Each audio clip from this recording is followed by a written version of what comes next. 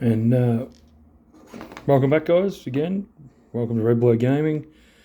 As I stated in a previous video, I am on a journey to build a 2,000 point competitive army for Tau. Currently working on a Ghostkeel, which I showed, I think, in the first video that I previously started.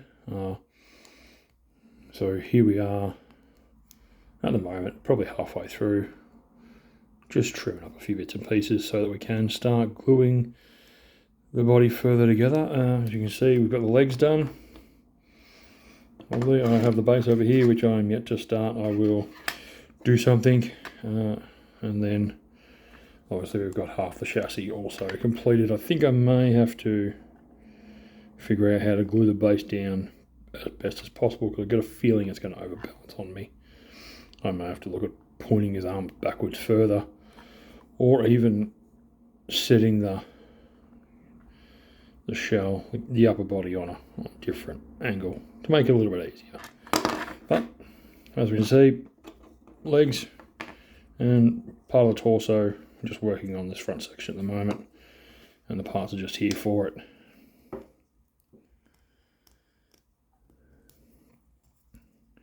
Now,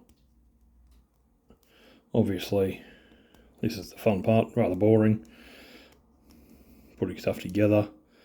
I do hope in future that I will be able to start showing off, once this army is constructed, gameplay footage. Something I would like to do. I have a group that I regularly catch up with, and if possible, which I've spoken to a couple of the boys already, we're going to film our gameplay footage, which the boys I have spoken to seem quite keen for it.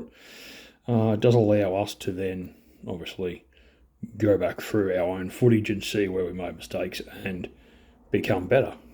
It's all about reps in 40k, all about learning where you can get faster, making games quicker, really, in terms of most things, looking after your opponent so that everyone gets a good go, good fair go, and no one misses out on any time. Now, I'll just make sure that we have the right pieces on the right side by the looks of it. So we'll go in there and we will get some glue.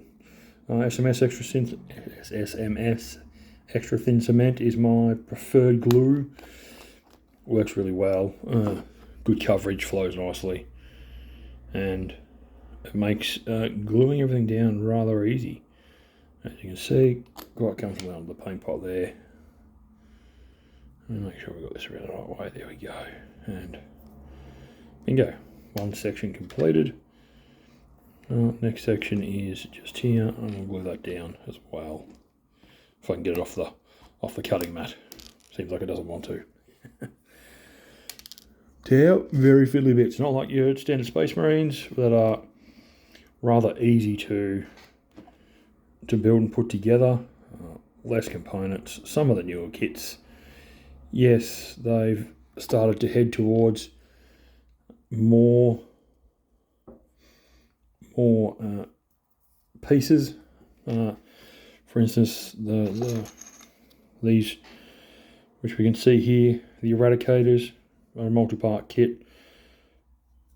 Kind of easy. These ones come from the Indomitus box, so they are push fit. But when you head towards newer kits, they become very much multi-part, hard to put together. I.e., one of the boys we have here, as you can see, a lot of mould lines, a lot of mould line removal, and he is complete. Obviously needs a base coat and has a stand somewhere. But currently we are looking at the Tau Ghostkeel is what we're working towards, just getting the bits in the right spot, making sure that everything is smooth, and get the glue in there and get him all glued together. Now, I do already have some Tau built from earlier on in my career in playing war games, so it will make it a little bit easier to get my 2,000 point army together. The hardest part obviously being the painting, but I do have a plan. Definitely have a plan in mind as to how I'm going to complete that. And I think it will be a mixture of using smart techniques, i.e. dry brushing, something that I've recently learned how to do and have found that it has made a massive difference on a lot of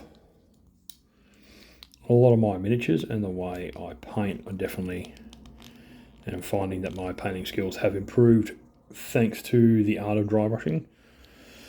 As you can see, I guess we go onto the base of this guy. You can get a clear view of that. Hopefully I've zoomed out far enough. As you can see, I have put down a texture paint and then dry brushed over it. I'm obviously adding grass stuffs to try and break up the colour. I have a few different dry paint colours. I've mixed it around to try and make it look like earth mud. As you can see, here's another gentleman just here.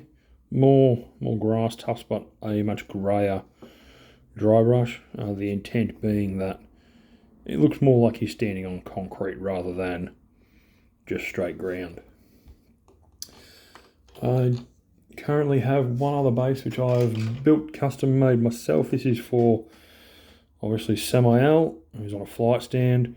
The point of this base was to make it look like he's on a road base. So broken road, very futuristic, very in keeping with the theme of my Dark Angels. I have approximately, I'd say 25 to 30, maybe more, Ravenwing Black Knights and Command Squads, and those guys have played 2 tournaments for me so far.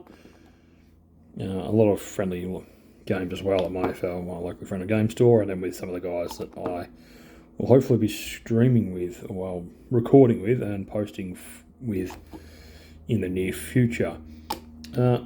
Army-wise, it's an interesting detachment. I'm running what's classified as Company of Hunters. A little bit tricky, requires a lot of learning, remembering, being very quick to get things done and thinking well ahead of your opponent. In terms of a competitive sense, the first real competitive test of that detachment, I went 4-1, finished in the top 15. I finished approximately 12th with Company of Hunters, and then that was out of 90 players. And then I went to a local RTT close to home, and unfortunately had a complete opposite direction of how the detachment ran. I went 1-4, which was rather frustrating. A couple of close games where a game could have gone either way. I played Custodes, very not enjoyed Custodes. I've had previous bad experiences with how quickly they can smash through Space Marine armies. At the tournament that I went 4-1, last year I went 1-4, and I got to. That's the second time I've played that tournament. So the year last year I went 1-4. Well, actually, sorry, the previous year, and last year I went 4-1 with Company of Hunters. Definitely enjoyed my Company of Hunters at that tournament. The first time round it was standard. Standard's what you would call standard Space Marines. Nothing overly crazy, just the usual shenanigans that they like to employ.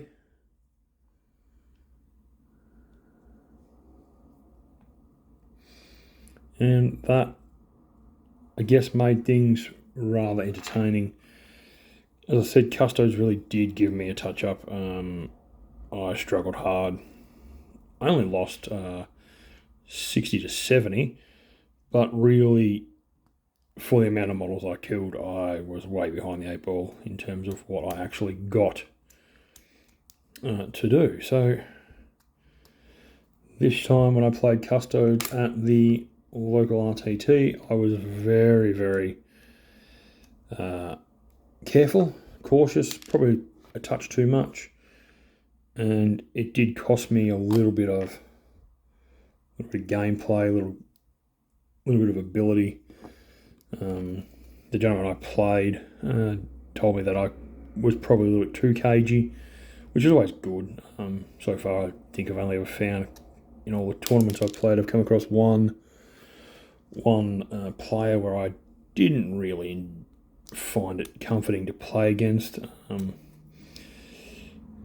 He had what is known in the meta scene, or at the stage was called Wolf Jail. Very, very unfriendly, aggressive space wolves. Lots of reactive movement, lock you up in your deployment zone, and you don't really feel like you can go anywhere. Did not really match well into me, given that my company of hunters likes to go around and absolutely annihilate any vehicles that are coming in or around, really smashing into them and making life for the vehicles hard with my abilities too. Let's get this in the right spot. I'll figure it out.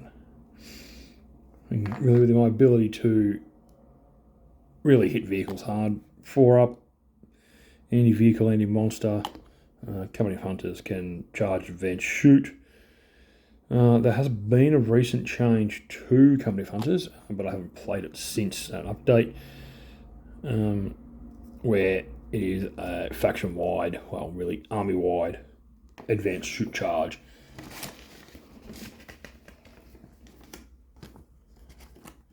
Alright, so, as you can see, we have gotten into this position a little bit further through, and now it's just making sure that the last couple of bits and pieces go in, and then the top half will be completed, and I'll be able to move on to the guns.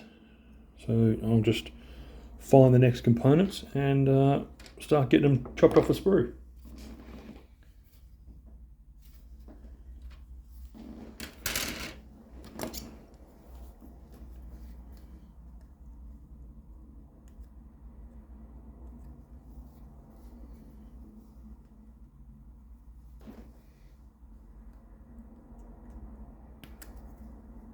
This is actually the most kind of tedious part of all of this is getting the bits off the sprue. It can be quite tricky, quite frustrating. You've got to be careful not to cut into the wrong section and end up accidentally cutting off a piece that is required on the sprue, which I have done in the past. Everyone makes mistakes, and I am definitely no better than anyone else.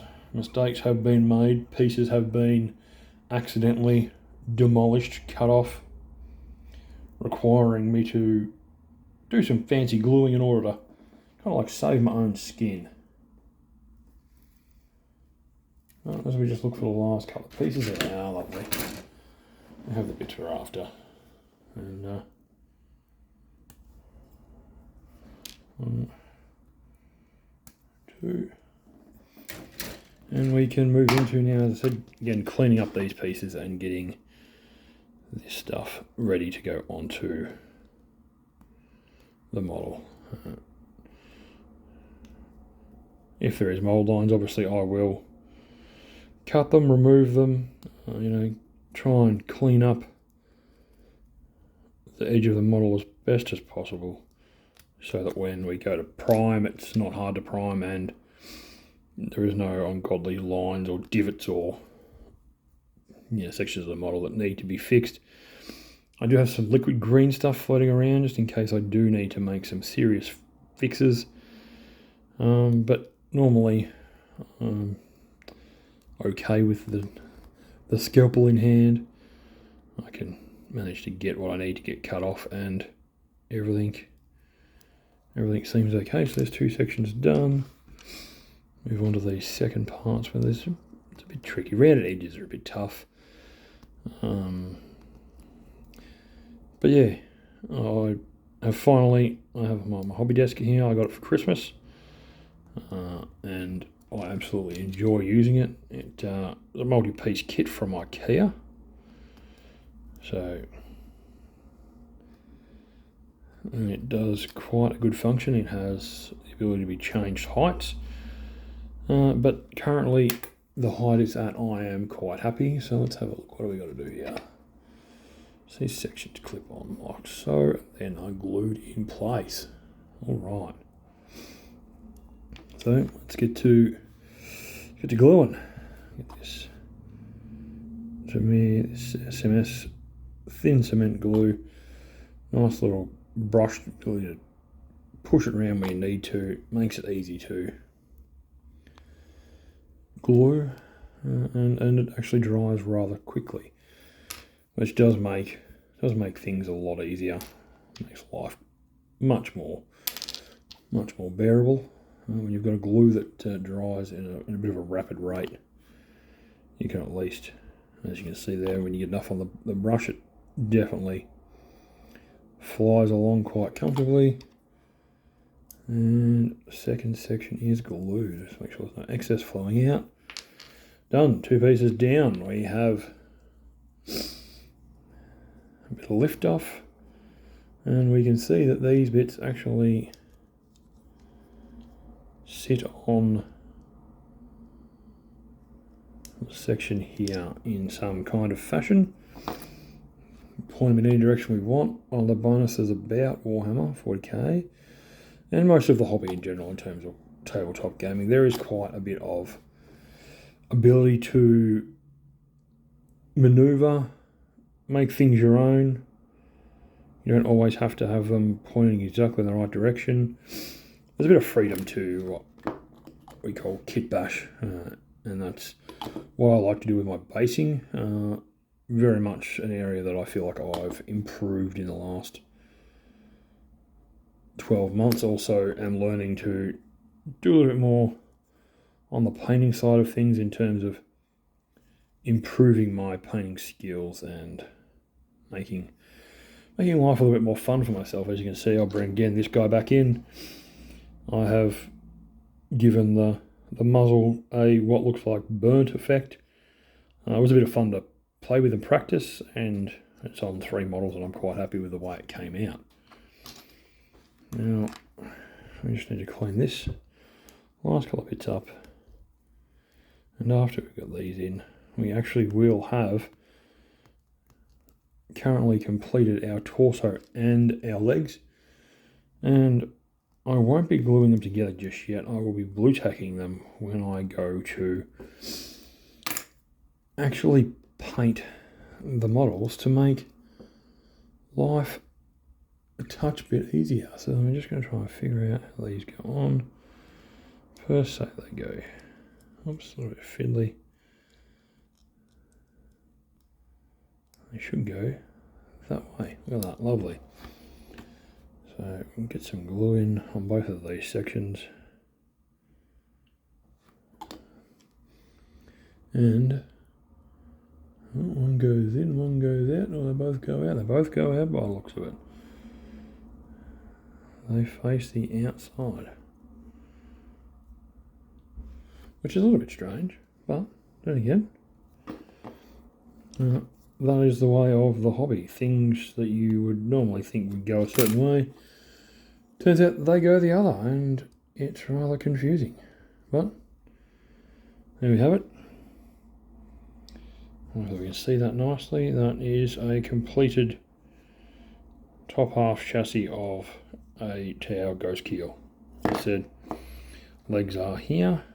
I will blue tack them when I go to paint them together so that they stay together. But for now, we'll call that the end, and hopefully you guys are enjoying listening to my random complaining, moaning, talking, and next time we are on, you will see the Ghostkeel hopefully complete, and then we'll head towards the next product, or actually the next item we'll build, which will actually be these stealth suits. I have a lot of the old stealth suits, but I will go ahead and build some more of these newer